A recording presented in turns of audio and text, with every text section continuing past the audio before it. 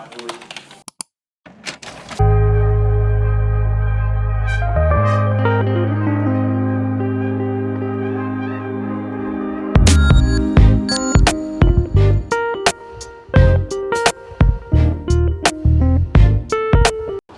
welcome back to EveryTrade Behind the Build, a midweek edition, a very busy midweek edition.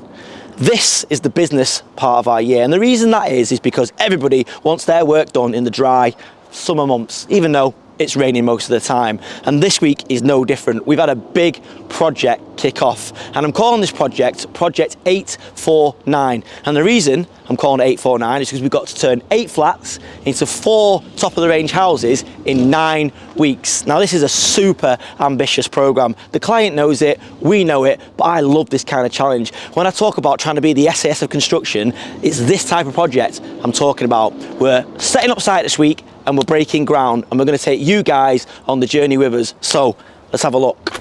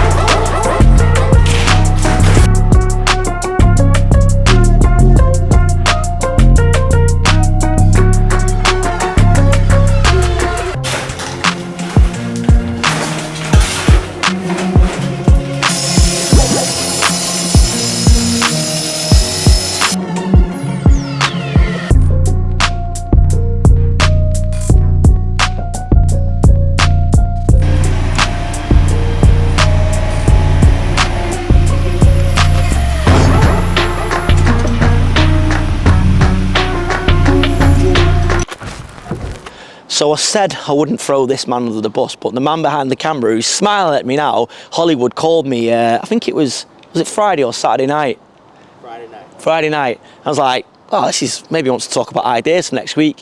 So I said, sup bro? Because that's how I talked to him. And he went, man, it's not good, man, it's not good. I had a little bump in the parking lot. So I was like, what?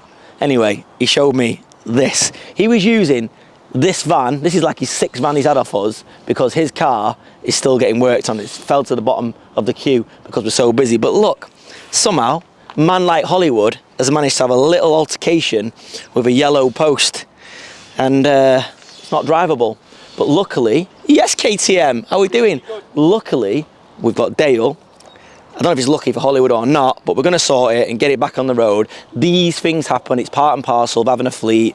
Yeah, he probably ruined that night, and yeah, Hollywood's name was probably mud in my house for one night only, but I don't get too upset over metal. That's what it is. As long as he's okay, as long as no one got hurt, this will get fixed, and it's just another thing on Dale's list. But yeah, I think he thought he was in Fast and Furious, the lad.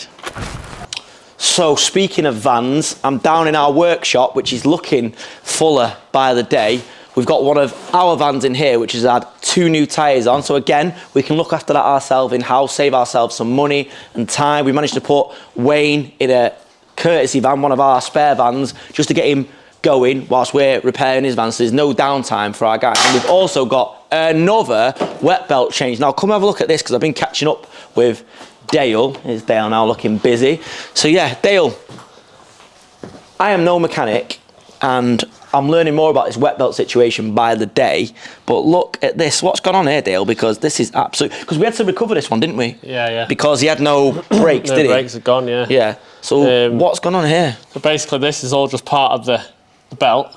So as you can see there, it's literally, it's perished that much that it wouldn't have lasted much longer anyway.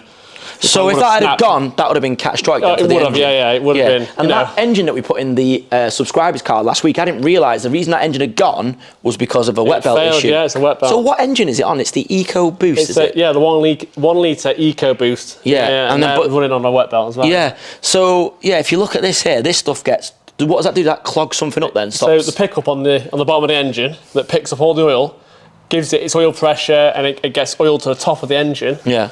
basically the gauze that's inside it was just completely blocked. Yeah. Which had caused like low oil pressure. Yeah. And the vacuum pump for the brakes runs off that oil Yeah. pressure and Yeah. off the oil. So he literally just lost his brakes. So. Yeah. And we've got 2 more booked in for next week and another one booked in for the week after. So Dale's becoming a bit of an expert at the old wet belt change. But yeah, it is what it is. But what it does mean is that our stuff keeps getting pushed back. We've got to get on that recovery truck. We've still not tidied up this corner of doom yet, but Dale and I are going to sort something out. We might even come in on a Saturday. Dale doesn't know it yet, but we probably will. But yeah, it's we're getting it. Oh, also, I've treated Dale. What do you reckon, Baz? Not up to your standards, and I don't think we could quite stretch to 𝗕𝗨𝗟𝗗𝗓, whatever he says. But 𝗕𝗨𝗟𝗓 and 𝗕𝗨𝗟𝗓, they're virtually the same level, yeah. Yeah, I mean, it wasn't the cheapest there. It was a decent one, wasn't it? So definitely. yeah, we've invested in that, which will enable us to do some of the bits that we've got coming up. Dale's got to do some railings for a project of ours. We've got some fabrication to do, and we've got to repair Hollywood's bumper car so he doesn't wreck any more of our vans. But anyway, the work must continue.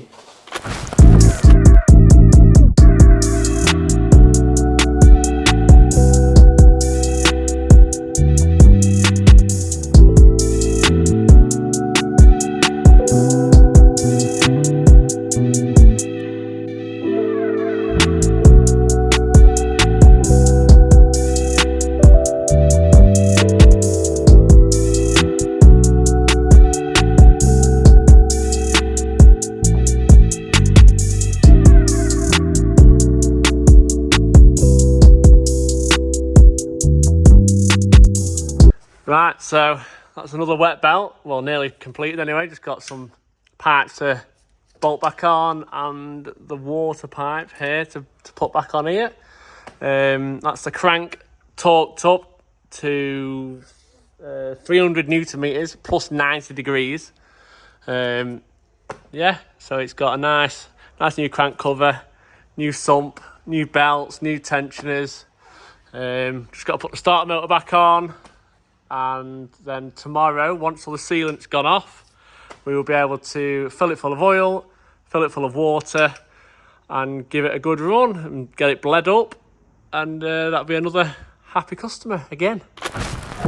So in the comments last week, somebody said, I need to think about tidying up my office and cleaning up this wall here because it was driving their OCD wild. Now I have OCD, and I do understand what it's like, but this wall isn't getting tidied up, and I'll tell you why. That wall is what I call my why wall, and what it is, it's basically everything and everybody that means so much to me. So I've got pictures of my kids, pictures of my wife, and drawings and bits and bobs that my kids have done for me over the years. Like, you know, I've got one from my eldest Summer's little drawing she did for me when she was 5, and somehow they've managed to survive. Things that are also related to what they do, because like I know because they've told me, and it's like breaks my heart when they do, but my kids are proud of me. And I've had some tough times over the last few years, like where I've had to really dig deep, and I just literally rotate there and I look at that wall and I think, you know what, that is why. So I call that my why wall. And yeah, it is a bit untidy and does actually spike my OCD a little bit, but that's the reason why I do what I do. That's why I dig deep, that's why I take risks, that's why I keep going. And yeah, you know, when you put yourself on YouTube, you expose yourself to ridicule, and it doesn't bother me. I've talked about trolls before. It literally, it's like water off a duck's back. Even when they get a bit personal about my appearance or the way I speak or people that I care about, it still doesn't bother me. It's just, I imagine someone sat there in their underpants just giving out grief because it makes them feel better. But don't call my why wall. That's my reason. That's why I get up, I get out of bed in the morning, even when sometimes I don't want to. And I think that you guys should have something similar, even if it's just a picture. I've got more pictures here, more reasons why, and I just want to be surrounded by the things, the reasons that I do what I do, because ultimately that's what's important at the end of the day. Yeah, I want to build a big business. Yeah, I want to make money. I want to achieve things. I want to build a legacy. But really, I just want to give these people the best life possible. So yeah, that's why. And this is my why wall. So It is a bit messy, but I won't be taking it down. So I'm just having a little mooch around the office, making myself a nuisance. But I've noticed on our daily log, the guys on site have updated that we've installed the doors at Project Rosewood. Now, doors on projects, which are on extensions I've talked about before, there's always a long lead time. So we just basically get the job finished as far as we can and then drop the doors in at the end. Sometimes it's like 6 to 8 weeks. It's a bit annoying. You can't measure them really until the actual lintels are in place. So there's always a bit of a lag. But yeah, they're finally in. These doors are really popular. They're like a 𝗕𝗏𝗟𝗓 style, but made out of aluminium, heritage range door. So let's have a look.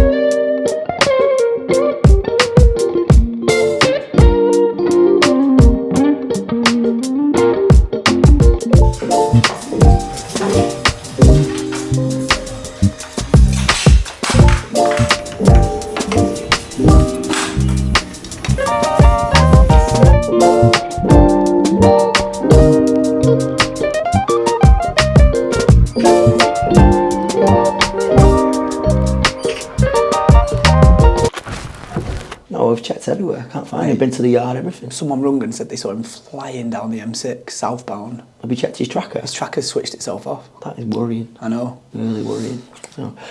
So yeah, I'm just in the meeting room with KTM doing a little accounts catch up. We've been neglecting this thing for ages, where we're just letting our statements pile up and we just need to get on it. And it sometimes happens when you're really busy and end up paying people when they ring and ask to be paid, which is not great. It doesn't bode well for it. It's not a good look for the company. So we're going to get back to being proactive. Sometimes you can only do what you can do.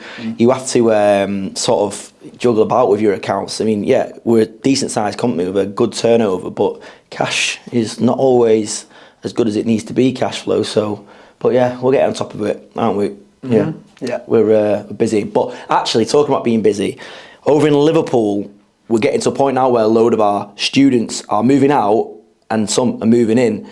We'll bring more about that in Sunday's episode, but Project Albert, which you've seen, this is going to be the last time that Alex is going to show you around here. We're basically final checks and getting it ready for students to move in this week. Welcome back to Liverpool. It might look like I'm in a different place at the moment, but I'm actually standing on Project Albert and it's nearly finished. Scaffold's down, it's getting cleaned, just a few more snags to do inside, but I'll come and show you where we're up to. All the furniture's been delivered, it's been put in place. We've just got to put the headboards on the wall because we get oversized headboards, which I'll show you in a second. We've got to fix them on. There's a few last bits that we need to do. Finishing hanging lights now to go on. 𝗕𝗏𝗟𝗗𝗓 is actually getting pushed on Project Adelaide, so we need him to get done first there on the first fix before he comes here, because as I say, it's a bit of a tight schedule over there. He's going to come on to me once he's done, drop on, put the bits and bobs on, get the speakers in, and then me and Christian got our little slag list that we've done.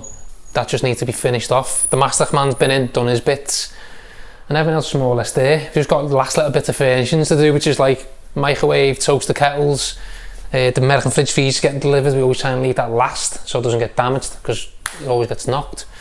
And then other than that, just bits and bobs, putting mirrors up, putting photos up on the wall, a little bit of decoration.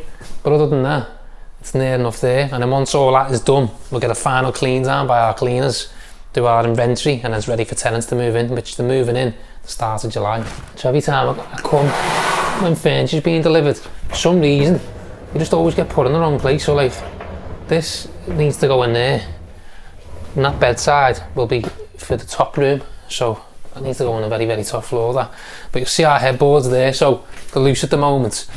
So this will be fixed in higher up, which will be, it'll be finished about there in the end.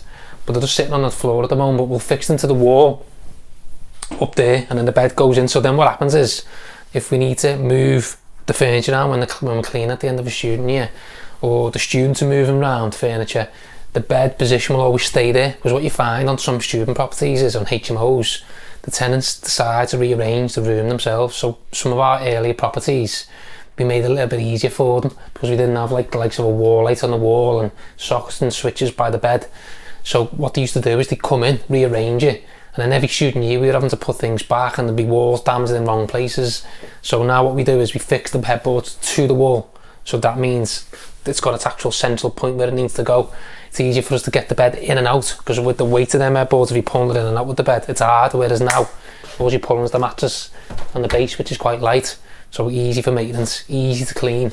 And then you'll remember, if you go into like a hotel, hotels themselves, all headboards are mainly fixed to the walls. Very rare you'll see a freestanding bed with a headboard, and the reason why they do is the same reason, because to get the cleaners in, you want to make it easy to clean, easy to pull the beds out, easy to get behind, and it's just about speed and efficiency. So yeah, and as I say, yeah, last little bits, Kev has got to go around and put our lights on. We always leave them to last because they get whacked all the time and get damaged. I'm just checking what lights we've got this time around. So we always try and get different lights on each project. That goes next to the bedside, so we've gone for ones like this time. It's like a little black cage, obviously will go on the light, just to try and contrast with the furniture that we've picked, and they were on sale as well, so I thought we might as well have a little go with them, see what they like. And I always like to try and mix it up, it keeps it a bit more enjoyable as well, rather than buying the same stuff all the time. Try and mix and match and see what we can do. But another good thing to show you is our window base seat. You can see it's basically a sofa, and we just had the back of it cut out, so it fits in nice, and you can still get two people on there. And our friends at Landlord Furniture have done a good job there for us. We just made a template of the size we wanted, give it to them, and they've made it to suit, and they always come up with the goods. And as I say, it's nice, that, really good. Be a nice sofa to sit on, and because it's a little bit tight for space on this property, the way we've done the layout, we have to try and get creative about how we can gonna do it, because if you did have a normal sofa, you know, you'd be out here, you'd have a lot of dead space behind. So we're all about keeping as much space in use as possible. As I say, I always say about the hallways, we make our hallways as small as we can, make the rooms as big as we can, because that's where the value is. The same goes for your living space, so making that built into it, goes back into there, it looks good, looks better than having it further out, and it also gives us more floor space. The one standing up there will be positioned in once this work's done, we clear out. So our famous hallway now, which you've seen plenty of times over the past couple of weeks, has now got the handrail painted as well, black, which we decided to do, so nice contrast really. So the whole wall now has got a nice little black effect going on with the tiles, rather than keeping it the same colour as the skirt and arcs, which we painted all the same as the walls. But yeah, looking good, that. So another thing I've noticed as well is they're not the right chairs, them. They're the same style chair that we wanted, but the colour's wrong there. It's got tan. The one we wanted, it's like a grey colour, and the stitching has got a tan on it, so we'll have to get onto them and speak and see why they've been sent. Probably was the miscommunication between myself and the guys at Landlord Furniture for why they've sent them, or maybe they never had them in stock and they've just sent them because we know we're in a bit of a rush to get finished.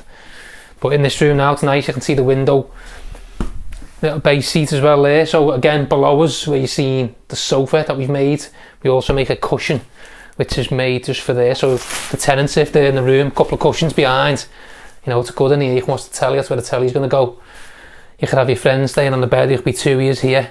Probably, I reckon, some of the students have had mates staying on here as well, thinking about it.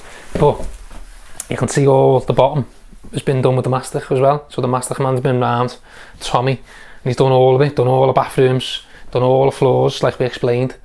But it's looking good, it's coming to the finishing stages now. Like the likes of this room now, the only things left is, as I say, the lights, put the headboards on before, a notice board to put on, which we'll put behind where the desk goes. That desk and chest of drawers need swapping round, they're in the wrong position. And there's a mirror to go on, we put like a full height length mirror in, which will probably go behind the door. So when someone's getting ready there, we were trying to imagine where would you be getting ready and where would you want to stand. It'll probably be there when the door's shut. As I say, they're all fire doors, so they'll never be open, they'll always be closed, and they'll stand there and get ready. So each room me and Christine go around and mark out where we want the notice like board to go, where they can stick things on rather than sticking them on the walls, and where we want the mirrors to go. And then in the bathrooms as well, he's just got the LED mirrors to put on, the 2+ chargers to go on, and as I say, it's all being masticed in now, so it's looking good. I'm actually liking it in here now, so it's all working well up here because it's nice and bright. It's sunny as well today again. The chairs that I said they might change, or they shouldn't be the other colour, they should be the other colour, I think actually go quite well, so I think we'll probably keep them now. And the dressing, so each property we do, once it gets to this stage and gets finished off at snags, then we come in then and we'll dress the property with all extra bits of furnishings that don't stay in there. So obviously we'll put pictures on and mirrors in each room that'll stay on and they'll be fixed to the wall, but we put soft dressings in, which is like photos, little bits of ornaments, extra pillows and cushions, bedding, and we'll put all them on so it looks more pleasing when we get our images. And they're the images that we take and we put on Rightmove or all the shooting portals when we're trying to rent the rooms out, and it's the same images of each room you see when you see our videos of a finished property. So the likes of this property, once we've done all these bits like the carpet's got to go in and stuff like that, Niall, the man behind the camera, will be back to video this and give us our show reel of this property, which is what you'll probably see. So once this is done, you won't probably not going to see this property again now until you see the show reel, which is what we'll show you. But in terms of the soft furnishings, we've got like a collection of stuff we bought over the years, bits that we keep in our own homes as well, and we just bring into the properties. As I say, it just makes it look that much better, and we don't leave them in the rooms because, as I say, the tenants are there to put their own bits in, and they just end up getting damaged and we'd be forever swapping them. Some of the ornaments are quite expensive as well, so it just wouldn't be viable to leave them in there. So I'm making good use of this weather at the moment. So you'll see outside now all our printed concrete's done. So the only last thing to do on here is wash down once all the final work's been done. There's a couple of lights that need putting up first, which requires some drilling. Once that's done, we'll wash down, let it dry, and then just to get sealed then. Same with the front. So Christine's done the printed concrete on the back, and he's also done the same on the front a little bit as well, because we had a little bit of a mix match with concrete. It was either patch in or just do it all properly again. So we've done it all properly again. And as I say, the last thing to do now is just seal up, and it'll be a nice shiny glossy finish. But outside's all box, gates on, renders fully done, all the gutters, rainwater goods are all done, just the light that needs doing outside, and that's it. And then final clean down, there's a little bit of waste in the alleyway that we need to just remove so we can keep the neighbours happy, and also it is our stuff so we need to get rid of it. But other than that, it's looking good, looks nice. All this wall's been rendered in as well. We actually had to raise it higher, and we had to do next doors as well because it was falling down, and to get the height matching in. So we capped it off with nice stones as well. So again, a little bit of extra cost we've had to spend at the end of the job, but it's there forever that now, and we'll never have to touch it again. So there's another little tip there I've just noticed coming inside, what we always do, and it's always forgotten about some of the things that we do that we've learned again over the years, is some people may already know this as well, but when we do PVC doors and it's not composite, so we have a back door which is a PVC, we always make sure the threshold is a low alley threshold. So normally if you get a normal PVC door, the sides and the bottom are always the same, like this, and you'd have like a little seal. So some of you may have this in your own properties on your back door, and if you think when you come in and out, people stand on it, if you've got kids or whatever, you always end up standing on the lip, and what happens is the seal ends up perishing all the time, and then if you get side rain coming in, it just gets in and it leaks inside your property. So what we do on all of ours is, as I say, is use a low alley threshold. So if you're ever doing door orders with someone and you want to get doors for your own property again, ask for a low alley threshold, and that's what one is, one of them.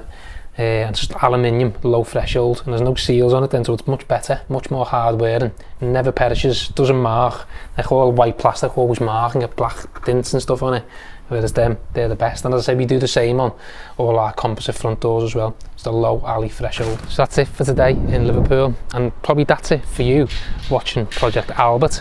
We won't bring this again to you on the channel.